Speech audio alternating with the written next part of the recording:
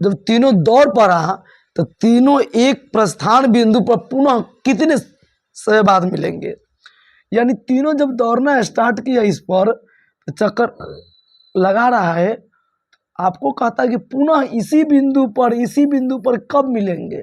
तो ऐसे प्रश्न आपको मिले तो आप इन तीनों का जो भी अंकों लघुत्तम निकाल दीजिए, यानी लघुत्तम निकाल दीजिए, इसका क्लीन बन जाएगा। तो यहां दिया आपको कि 3 4 8, आप किसी भी विधि से इसका लघुत्तम निकाल दीजिए। तो जब 2 से निकालते हैं तो 3 2 और 4 हो जाएगा। 2 से 3 1 2 तो 4 3 12 दूना 24, इसका आंसर होगा डी। ठीक उसी प्रकार बाबू एक वृत्ताकार पथ पर 3 धावक एक स्थान से दौड़ना आरंभ करते हैं तो एक चक्कर लगाने में क्रमशः 1 घंटा 3 घंटा और 5 घंटा लगता है। उसी तरह का प्रश्न है तो आप 1 का 3 का लघुत्तम निकालिए। तो 1 3 5 का लघुत्तम होता है 5, इसीलिए आंसर होगा जी। 15 होगा, क्योंकि जैसे निकालेंगे देखो बाबू 1 3 5 का तो नहीं लगेगा, इसको गुना करेंगे तो 1 में 1 से 3 और 3 5 15, इसीलिए इसका आंसर हो जाएगा डी।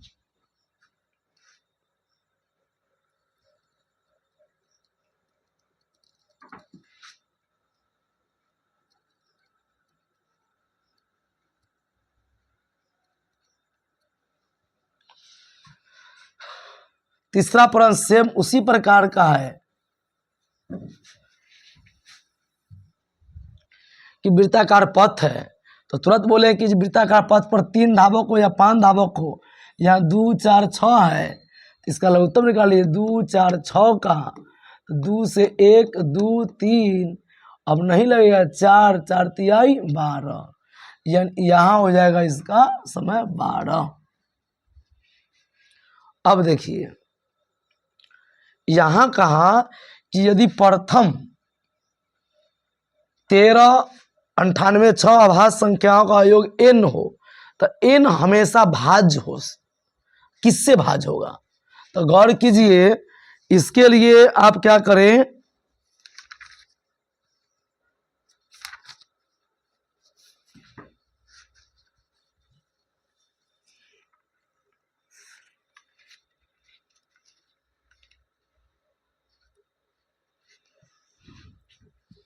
क्वेश्चन है कि यदि प्रथम 13 भाज्य संख्या का योग n हो तो n हमेशा भाज्य होगा, यानी इतना भाज्य संख्या का योग। तो जब हम जोड़ेंगे कि 1 जोड़ 3 जोड़ 9 जोड़ 8 जोड़ 6, या 4 और 9 13 13 8 21 और 27, 27 इसमें किसी से नहीं कटने वाला है, इसीलिए इनमें से कोई नहीं होगा। इसका मतलब इसका जोड़ किससे कटेगा? 6 से 4 से 8 से, तो कोई से नहीं कटेगा। अब ये बहुत ही महत्वपूर्ण प्रश्न जो पूछा था, बड़ी टफ प्रश्न है कि सबसे छोटी पूर्ण वर्ग, या मेन चीज पूर्ण वर्ग बाबू, जो 16 से 20 से और 24 प्रत्येक से भाज्य हो, यानी प्रत्येक से भाज्य हो। तो इसके लिए बाबू देखिए, सबसे पहले हम 16 के और 20 के और 24 के लघुत्तम निकाले। 8 10 और 12, फिर 2 से 4 5 6, 2 से 2 5 और 3, अब 2 दूना यानी कि 2 गुने 2 गुने 2 गुने 2, 5 गुने 3, 2 दूना 4 4 दूना 8 8 दूना 16 16 25 80 80 दूना 240। अब कहा पूर्ण वर्ग हो। अब इसके लिए बाबू हम क्या करेंगे कि यह पूर्ण वर्ग हो, यानी 200, देखिए इधर पूर्ण वर्ग नहीं था तो 2 गुने 2 गुने 2 गुने 2 गुने 5 गुने 3, तो हम देखेंगे कि जोड़ा जोड़ा चाहिए तो एगो 3 दे दिए एगो 5 दे दिए, पूर्ण वर्ग हो गया। अब इसको गुना कर दीजिए, तो हमने कितना बढ़ा दिए, 4 4 8 16 80 240 240 में 15 से, तो 15 से डायरेक्ट गुना करते तो 0, 15 जो 60 के 0 हासिल 6, अब 15 में 336, इसीलिए इसका आंसर हो जाएगा 3600।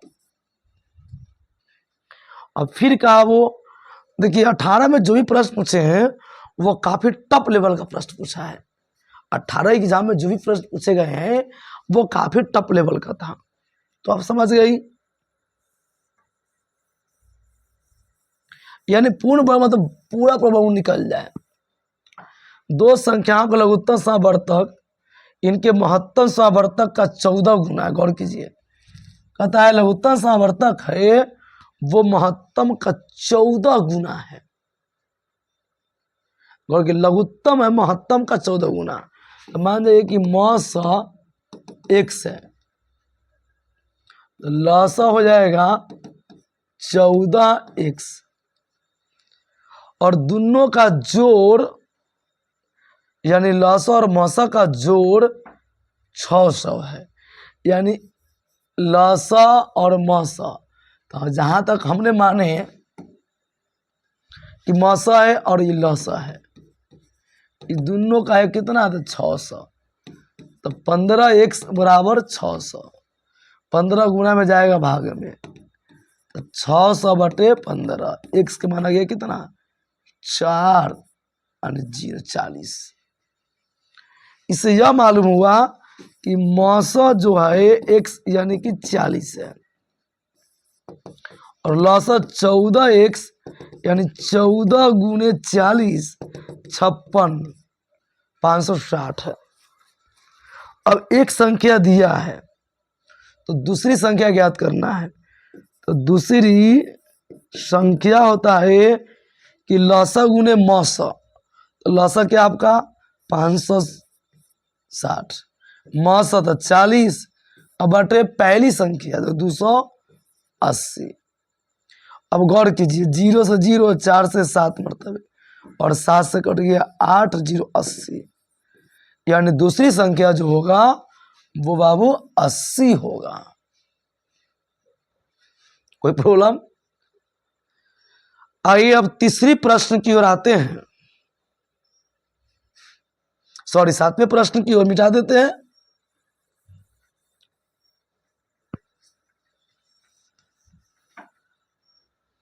तो कहा वो 6x यानी 6x4y और 12xy, ये दोनों में कहता है महत्तम बताने के लिए। तो गौर कीजिए दोनों में कॉमन क्या है, तो अब देखिए, तो 6 कॉमन है, x4 है, x है, तो एगो x और एगो y, जो कॉमन होता है वही बाबू मौसा होती है, इसीलिए इसका आंसर हो जाएगा 6xy, यानी आंसर हो जाएगा डी।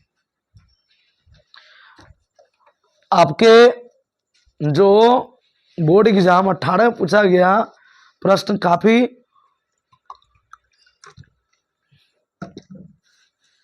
टॉप लेवल का था। आइए अब आगे चलते हैं। 18 जैसा अब तक प्रश्न पूछते नहीं हैं।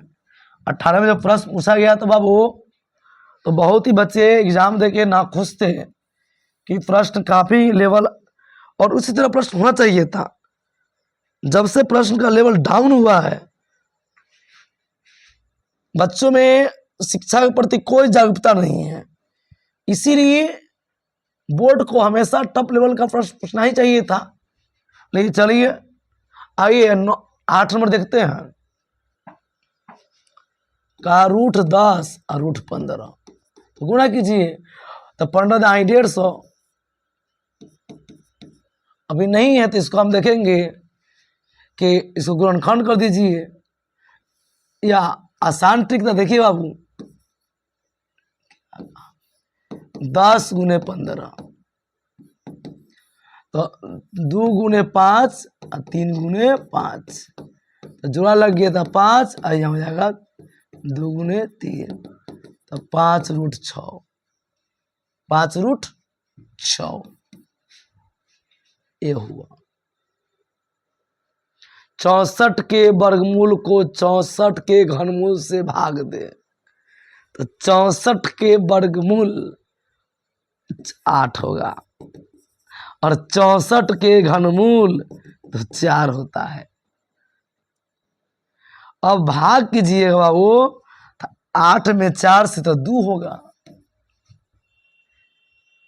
देखिए 18 में क्या क्या बात किया है। दो संख्याओं, फिर 18 इसमें है, दो संख्या a और 18 का लस और मस। अब गौर कीजिएगा, एक फॉर्मूला आती है कि पहली संख्या गुने दूसरी संख्या बराबर मस गुने लस। तो पहली संख्या a, दूसरी संख्या 18 और मौसा है आपको 2, लसा है 36। तो 18 गुना में गया भाग में, यानी 2 गुने 36 बटे 18, 2, यानी a बराबर हो गया 4।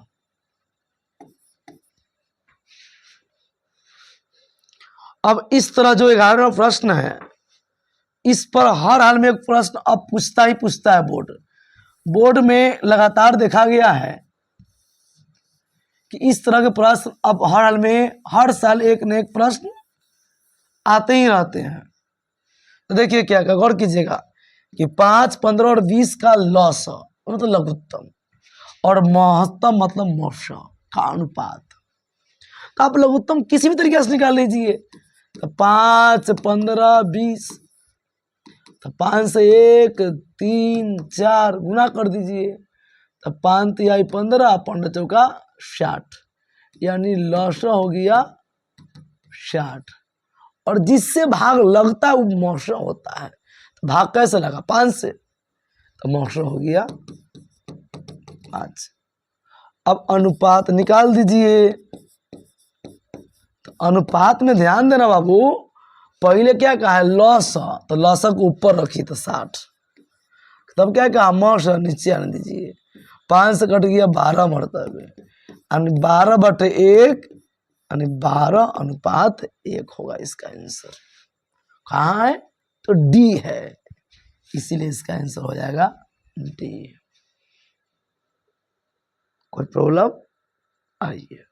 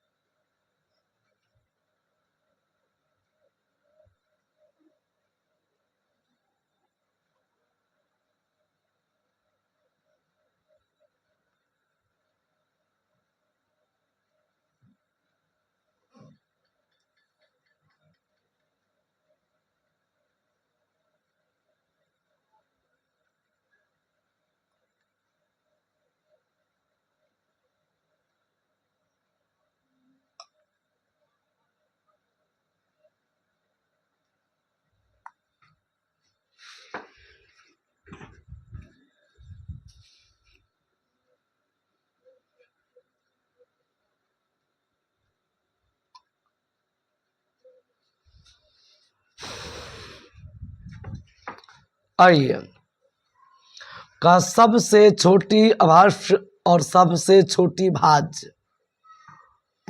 सबसे छोटी जो अभाज्य है ना, वो 2 है। सबसे छोटी अभाज्य क्या है? 2। और सबसे छोटी भाज्य आपको 4 है। देखिए भाज्य का मतलब जो कटने वाला हो, तो एक तो कुछ में काउंटिंग में आता नहीं है भाज्य में, तो 2 अभाज्य है और 3 भी अभाज्य है, 4 भाज्य है। तो 4 हो गया, यानी 2 सबसे छोटी अभाज्य और 4 सबसे छोटी भाज्य। क्या कहता है? दोनों का गुणनफल 2 चौका 8। आंसर हो गया आपका सी। कहा निम्न में कौन सी अभाज्य संख्या है? तो देखिए अभाज्य संख्या का मतलब होता है जो एक और स्वयं से ही कटे और किसी भी संख्या का गुणनखंड न हो, यानी और किसी संख्या से वह नहीं कटता है, तो उसको कहते हैं आभास संख्या। तो अब देखिए 29 इसमें है आभास संख्या कि उसकी किसी से नहीं कटने वाली है।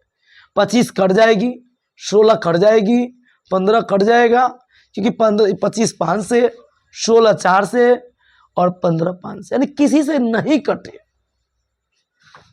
अब कहा किसी पूर्णांक में m के लिए सम संख्या, गौर कीजिए। अब क्या बताएं कि जिसके अंत में सम संख्या हो, तो सम संख्या का रूप है। तो सम संख्या यहाँ 2 है, इसीलिए 2 होगा, क्योंकि यहाँ 1 है। ऐसे वाला न सम होता है न विषम होता है, कभी सम कभी विषम, याद रखिएगा। यहाँ 1 है इसीलिए ये विषम होगा, यानी आपको m+2 होगा।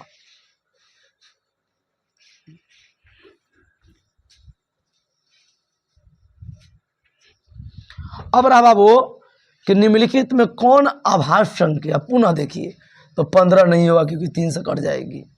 23 किसी से नहीं करता, यही आभास संख्या होगा। आगे चेक करना हो तो कर सकते हैं आप। 12 कट जाएगा, 15 75 कट जाएगा, इस नहीं होगा। अब रहा पुनः एक प्रश्न आ गई कि 2 10 20 का लसा और मौसा का अनुपात। देखिए 2 10 और 20, तो 2 से 1 5 और 10। अब 5 से लगेंगे, अब लगा सकते हैं, तो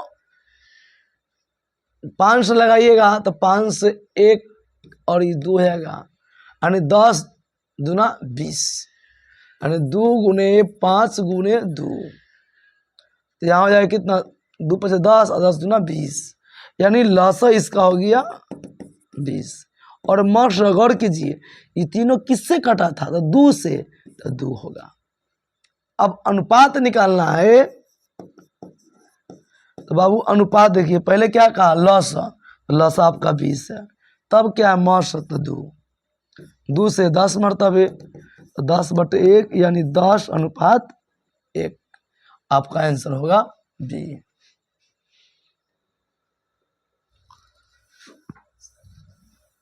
आइए अगली प्रश्न की ओर आते हैं, क्वेश्चन नंबर 17 की ओर।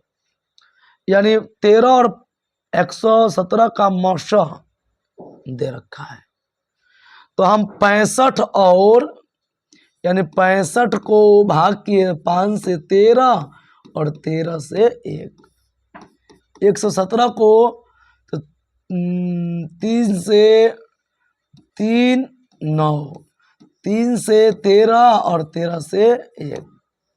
देखिए दोनों मिल क्या रहा है, यानी इसका मौसा होगा 13। अब लेकिन क्वेश्चन क्या कहा है कि मौसा 65m और -117 है, तो बराबर 13 होगा, क्योंकि मौसा ईद रखा और हम निकाले तो 13 आया। अब 65m और माइनस में गया उन्हें प्लस में, तो 65m बराबर 130, अभी गुना में जाएगा भाग में, तो m बराबर 130/65, तो m बराबर आ गया कितना, वो कट के 2। इसका आंसर होगा बी। कोई डाउट? एक एक क्वेश्चन को हम विश्लेषण करके बताएंगे। अब का सबसे छोटी भाज और सबसे छोटी आवाज का मौसा, तो अभी अभी तुरंत बताए हैं कि सबसे छोटी जो भाज है वह 4 है और सबसे छोटी आवाज 2 है, तो 2 और 4 का मौसा। सबसे छोटी भाज तो भाज 4 हो गया, अभाज तो 2, और दोनों का मौसा तो क्या मिल रहा है दोनों में, तो 2, यानी दोनों में जो मिलता हो, तो इसलिए इसका आंसर हो गया 2।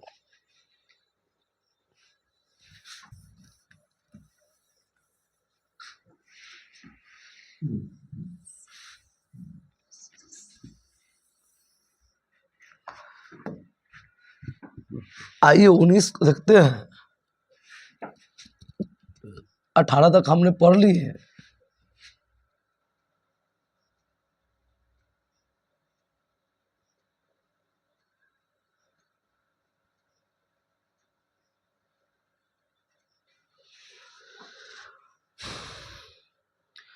96 का अभाज्य गुणनखंड क्या होगा? तो 96 तो गौर के 2 से 48, 2 से 24, 2 से 12, 2 से 6, 2 से 3 और 3 से 1। अब यहां गौर कीजिए 2 गुने 2 गुने 2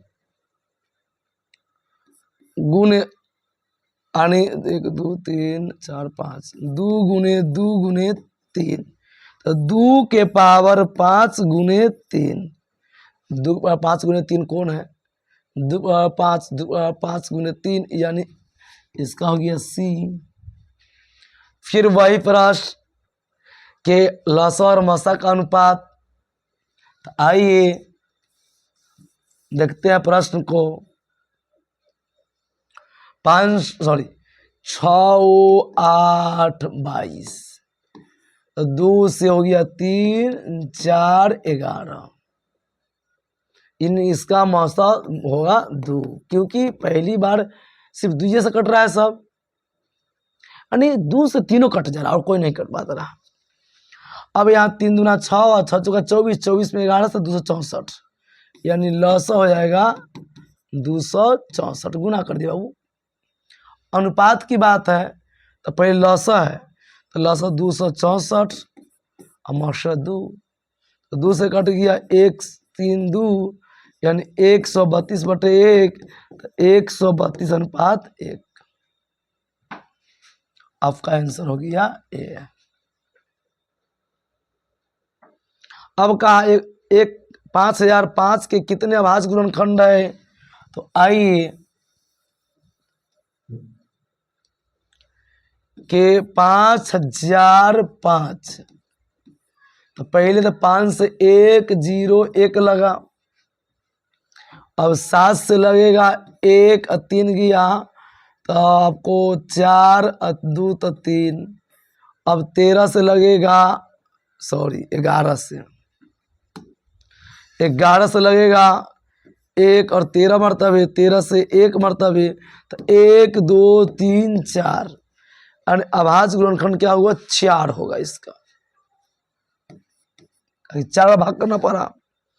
2 लगातार संख्याओं का मौसा, तो आप कोई 2 लगातार संख्या ले लीजिए, मान जाइए 2 और 3 ले लिए तो क्या होगा मौसा? तो 2 से भाग करेंगे 3 में तो 1 मरतबे 2 बचा 1, फिर 1 से भाग करेंगे 2 में तो 2 मरतबे 2 कट गया, यानी 2 लगातार संख्याओं का मौसा होता है 1।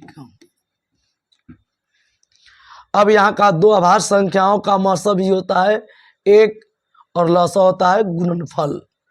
तो यहाँ जब भी आपको अभाज्य संख्या पूछे कि अभाज्य संख्याओं का मौसा तो 1, याद कर लीजिए अभाज्य संख्या का मौसा 1 और लसा तो दोनों का गुणनफल, लसा दोनों का गुणनफल। बाबू तो यहाँ कहा अभाज्य संख्याओं का क्या कहता है? ए और बी अभाज्य संख्या है तो इसका लसा तो गुना देखिए क्या है, यहाँ ए है यहाँ बी है, ए बी, ये आंसर होगा। यानी अभाज्य संख्याओं का मौसा होता है गुणनफल, दोनों का गुणनफल लसा, और मौसा होता है 1।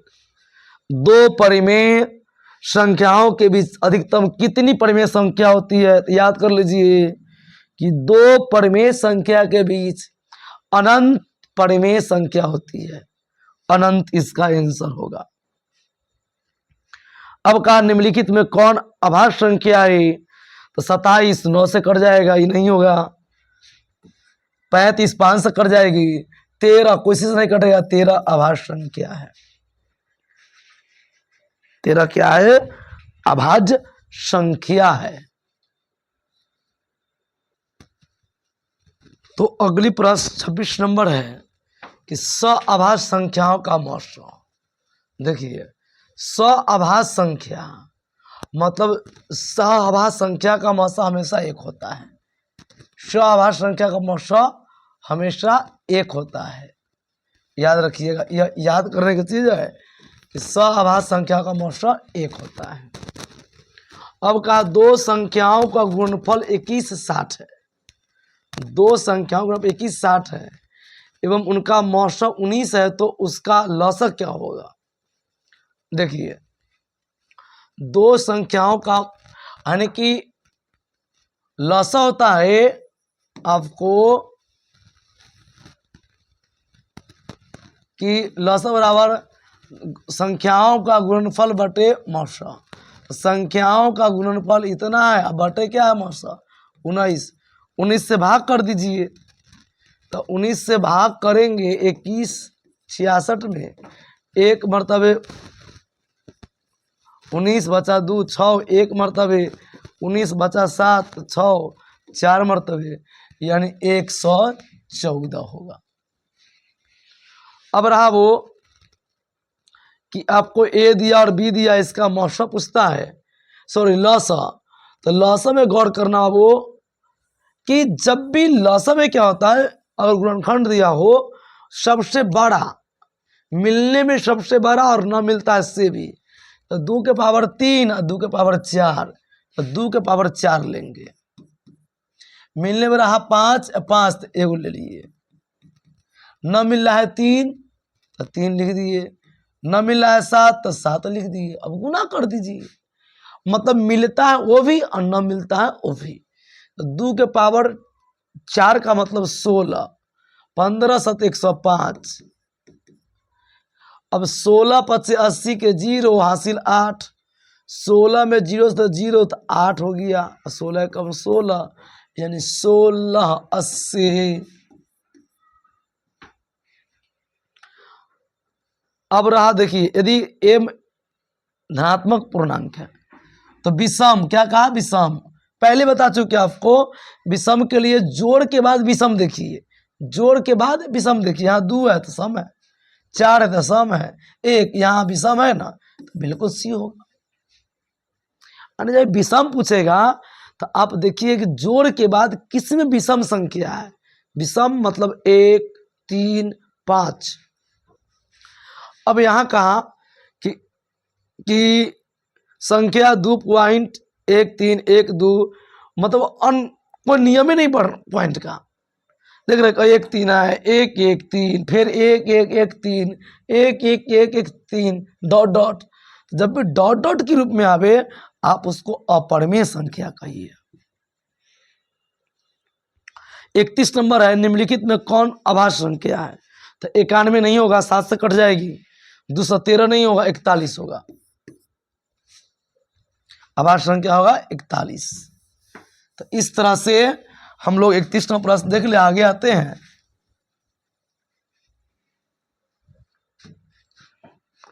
इकतीस के अलावे आप देखते हैं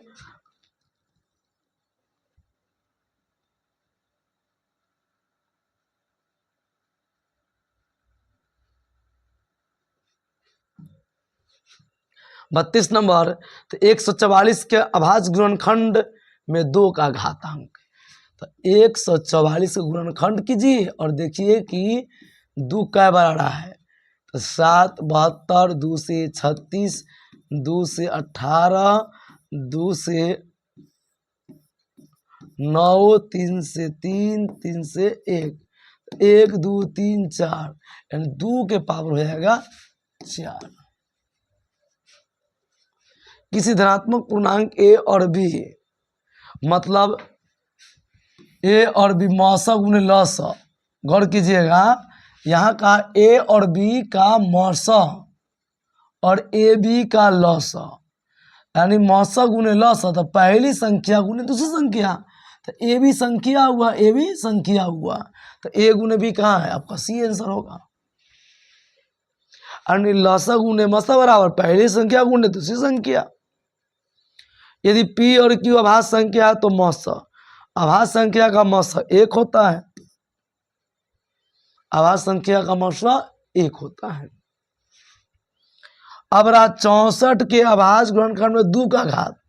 तो देखिए आपको 2 से 32, 2 से 16, 2 से 8, 2 से 4, 2 से 2, 2 से 1, यानी 1 2 3 4 5 6, यानी 2 के पावर 6, यानी घात कितना है 6, इसलिए इसका आंसर हो जाएगा 6। 18 और 72 का मौसा, तो 18 के बाद 18, 18 से 72, 18 से दोनों कट जा रहा है। देखिए मौसा का मतलब होता है वैसी संख्या है जो दोनों के कटता हो और सबसे बड़ी हो, यानी सबसे बड़ी जो दोनों के काट रहा हो। 18, क्योंकि 18 के 18, 18 से 72 दोनों कट रही है। अब सेम कहा 156 के अभाज्य गुणनखंड 2 का घात, इसीलिए कहते बाबू देखो एक ही टाइप से बाबा प्रश्न पूछती है। आप लोग क्वेश्चन बैंक को विस्तार से एग्जाम तैयारी करना है तो ध्यान दीजिए। तो 156 है, तो 7, 8, 2 से 39, 3 से 13, तो क्या देख रहे हैं 2 का बार आया, 2 का घात तो 2 है, क्योंकि 2 बार आया इसीलिए इसका हो जाएगा 37 का ए। वो दिक्कत। आइए आगे आते हैं।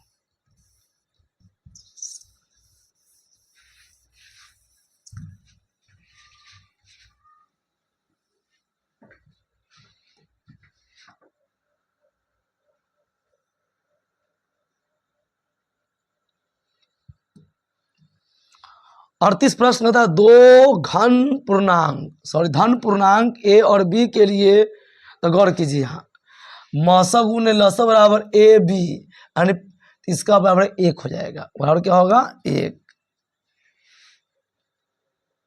क्योंकि लसा गुने मौसा बराबर पहली संख्या गुने दूसरी संख्या होता है। तो जब हम यानी कि लसा गुने मौसा बराबर पहली संख्या गुने दूसरी संख्या, जब दोनों बराबर है एक से इसमें भाग कर, चाहे इससे इसमें भाग कर, क्या आएगा 1 आएगा। जब दो कोई संख्या बराबर हो, जैसे यहाँ का लस ये दोनों बराबर होता है, तो जब इसको हम इससे इसमें करें या इससे इसमें करें क्या होगा 1। निम्नलिखित में कौन सहयुग्म अभाज्य है? सहयुग्म अभाज्य का मतलब है वो जिसका मौसा 1 हो, यानी जिसमें कुछ नहीं मिलता हो दोनों में। तो 14, 7 मिल रहा है हमें, यानी 18, 25 कुछ नहीं मिल रहा है, ये आंसर होगा, सहभाज्य संख्या होगी।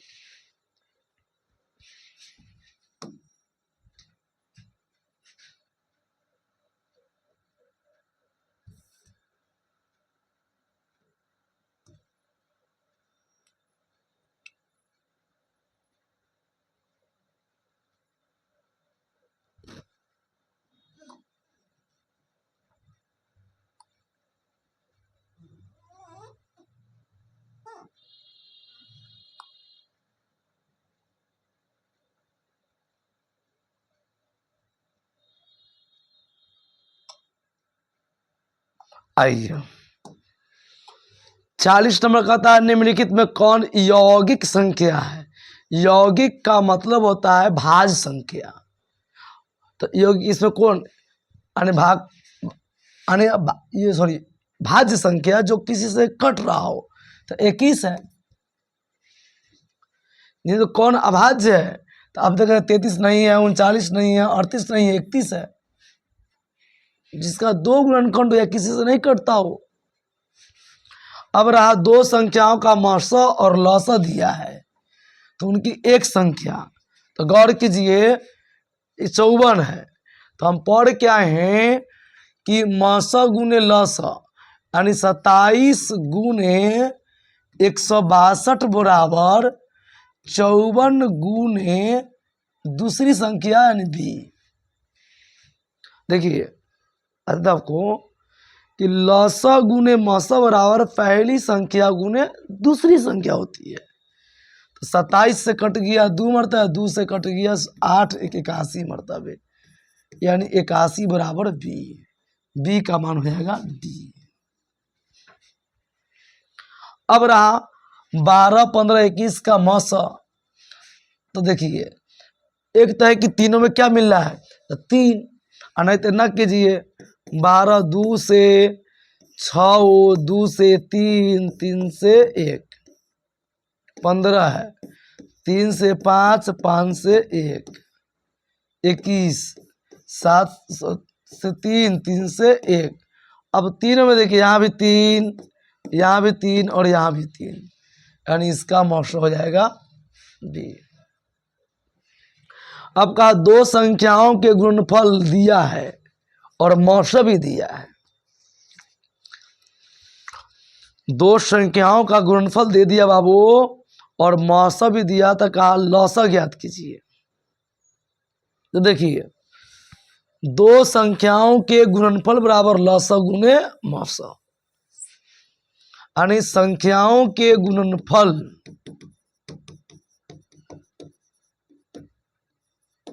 लौसा गुने मौसा। तो संख्या गुणनफल है 86 70 और लौसा आपका है नहीं दिया, लेकिन मौसा 17 गुने लौसा।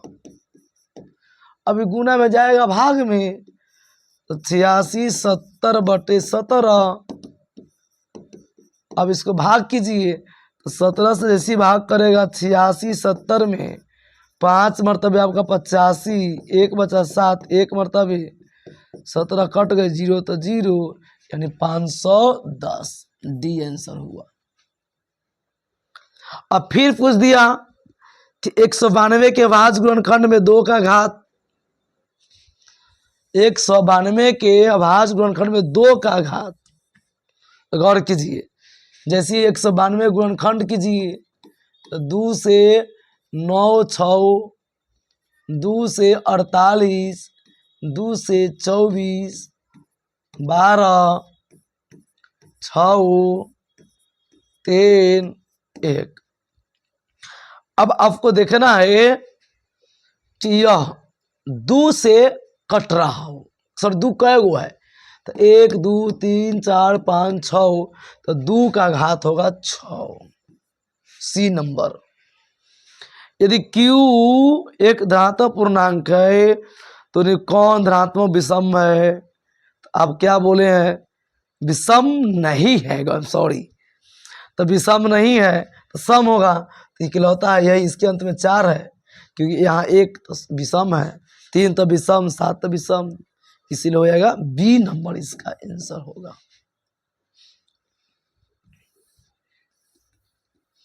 आते अगली प्रश्न 47 नंबर की ओर।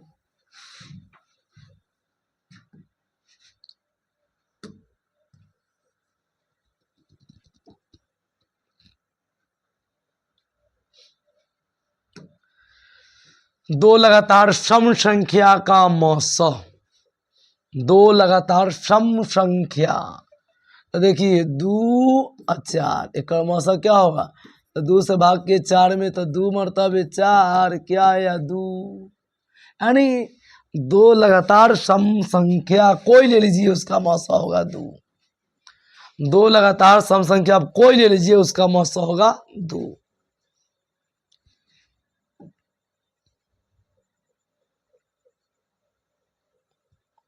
अब रहा कि P और Q अभाज्य संख्या है तो मौसा, गौर कीजिएगा।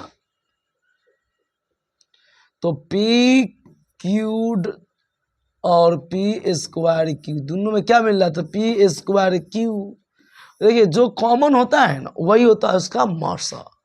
तो P स्क्वायर Q, तो P स्क्वायर Q भी है। अब इतना में 3 का घात, देखिए 2 पूछते पूछते क्या पूछ दिया? 3। आप बाबू सबसे पहले इसको गुणनखंड कीजिए, 2 से 1 और 17, 3 से 9, सॉरी 3 और 9, 3 से 13। अब देखिए कि इसमें 3 का गो आया? 2 गो, इसका मतलब हो जाएगा 3 का घात 2, 3 का घात 2, सी नंबर।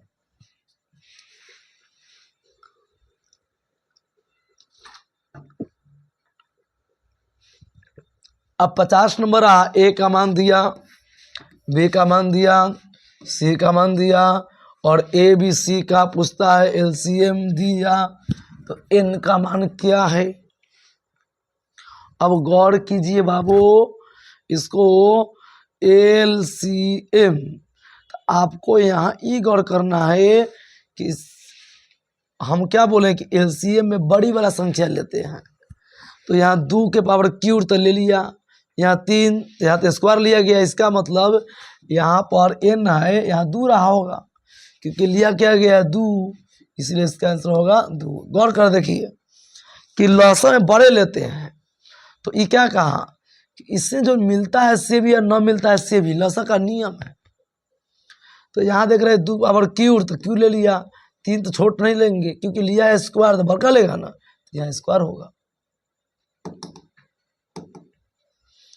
अब रहा देखिए 2 के पावर 656 में दिया 2 के पावर x, 3 के पावर y और 13 के पावर z।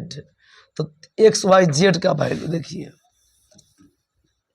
समझिएगा। इस तरह से अब दिमाग लगाने प्रश्न लगाती है कि 156 लिए तो 2 से 78, एक एक क्वेश्चन आपके लिए हम विश्लेषण कर रहे हैं, इसीलिए आप लाइक कर दीजिए और अपने दोस्तों के साथ शेयर कीजिए। इससे आपको किसी प्रकार की क्षति नहीं होगी, हम पैसा नहीं मांग रहे हैं, बस आप लोग का प्यार बना रहे। आइए 2 के पावर यहाँ 2 होगा, 3 के पावर 1 और 13 पावर 1। क्या दिया 2 के पावर x, 3 के पावर y और z 13 power z and z, यानी x हो गया, x प्लस y का मान निकालना, x प्लस z। तो x के मान 2, y 1 और z भी 1, तो क्या आया 4। यानी देखिए क्या किया, यहाँ x दे लिया तो x क्या आया 2, y तो क्या 1, z क्या था 1, जोड़े क्या आया 4। 2 लगातार विषम संख्या का मौसा, तो 2 लगातार सम का निकाले या विषम का निकाले, मौसा 1 होता है, सॉरी 2 होगा, आई एम सॉरी। 2 लगातार सम या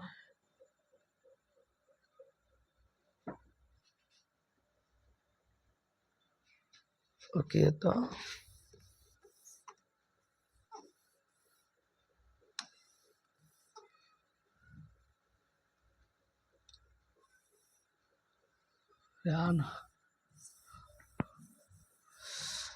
इसे 1 और 3 लिए तो 1 और 1 हो गया, लेकिन 5 और 7 लेंगे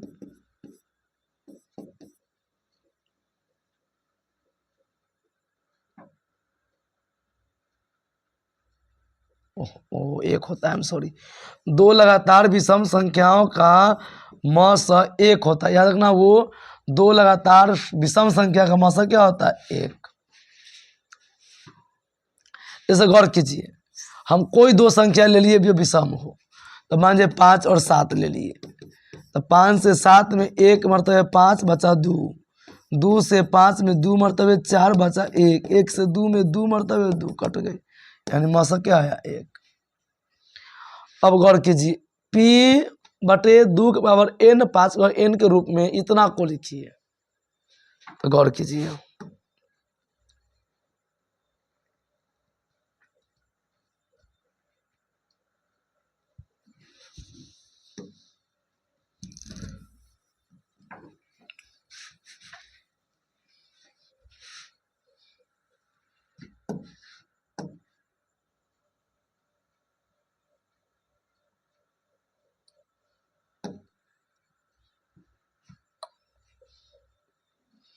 तो यहाँ कहा वो कि इतना को लिखेंगे, तो 105 को लिखेंगे 100, सॉरी यहाँ दिया है कि 0.105, 105 बटे 1000। तो हम जहाँ तक देख रहे हैं 5 से कट गया, ये 200 ये 21 मरतबे, तो 200 कहाँ पर है 4, यानी आप 2 से गुणनखंड कीजिएगा, 100, 2 से 50, 2 से 25, 5 से 5 और 1, तो 2 के पावर 3 और 5 के पावर 2, 2 के पावर 3 5 के पावर 2, यानी 21 पावर होगी 80। 2 संख्याओं का मौसा और लौसा दिया है तो उसका गुणनफल तो क्या होता है, यानी लौसा गुणे मौसा बराबर पहली संख्या गुणे दूसरी संख्या, और दो संख्याओं का गुणनफल उसके लसा मौसा के गुणनफल का होता है, बराबर 25 गुने 50 गुना कर दीजिए। क्योंकि देखिए यहाँ क्या कहता है कि दो संख्याओं का गुणनफल उसके लसा और मौसा के गुणनफल के बराबर होता है। तो 25 5 125 यानी 1250 एक नंबर। अब इस सेम 140 वाला दिया, तो 140 का गुणनखंड 2 से 70, 2 से 35, 5 से 7, 7 से 1। तो यहाँ 140 का यानी कि 2 के पावर 2 और 5 गुने 7, लेकिन वो दिया है 2 के पावर x, 5 के पावर y और 7 के पावर z, यानी 2 के पावर 2 5 गुने 7। तो देखिए x हो गया 2, y हुआ 1 और z हुआ 1। आपको ये निकालना x प्लस x जो आई एम सॉरी आपको हमको निकालना x के मान हो गया 2, y 1 और z 1। तो कहा x प्लस y और z माइनस करना है, तो 2 जोड़ 1 माइनस 1, तो 2 1 कट गया, 1 में से कट गया ही, अच्छा 2, इसका आंसर होगा 1। अब कहा दो संख्याओं के मौसा और लसा 105 है, तो दूसरी सॉरी एक संख्या दिया है 5। तो देखिए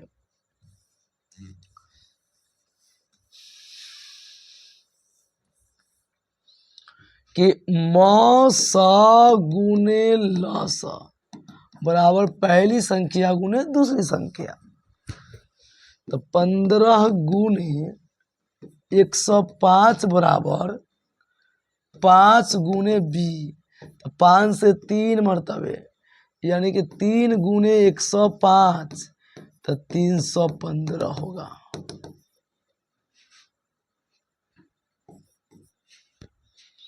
अब कहा कि इसमें सम संख्या के रूप में कौन है, तो यहाँ 1 नहीं होगा, 2q है, ये चलेगा क्योंकि यहाँ सम है, इसीलिए हो गया सम। क्योंकि विषम 3 आई 5 है, इसीलिए इसका होगा यानी 27 का बी आंसर होगा।